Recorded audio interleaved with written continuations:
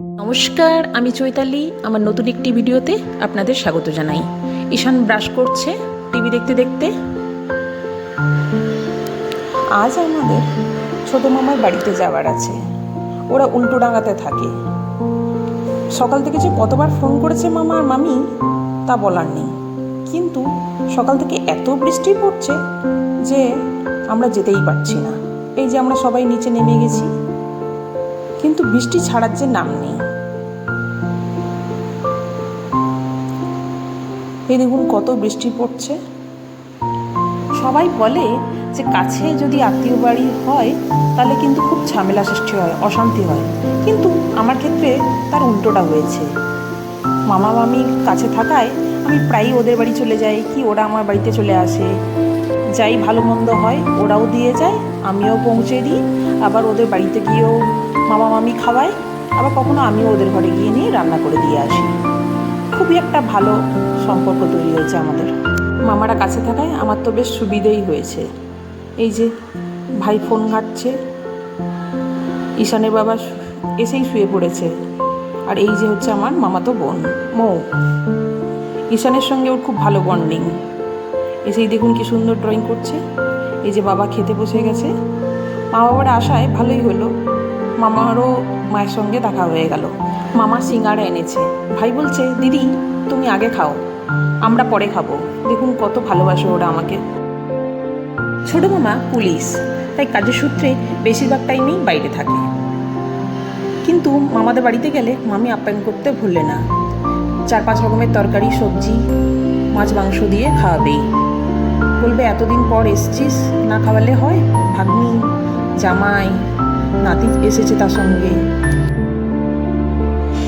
বাড়িতে যদি কিছুও না থাকে মাম্মি অ্যাটলিস্ট চা জল শরবত খাওয়াবেই, তাই সেটা শীত হোক কি গরম হোক কি বর্ষাকাল হোক। দেখুন আকাশটা কত সুন্দর লাগছে এখান থেকে। আমাদের এই ফ্ল্যাটটা গভর্নমেন্টেরই দেওয়া, 8 তলায়। আজ পাখি হতে বড় মন করছে। যদি এরকম করে উড়ে যেতে পারতাম, কত জায়গায় না ঘুরে যেতাম। বৃষ্টিটা এখন ছেড়েছে, তাই আরও সুন্দর লাগছে দেখতে।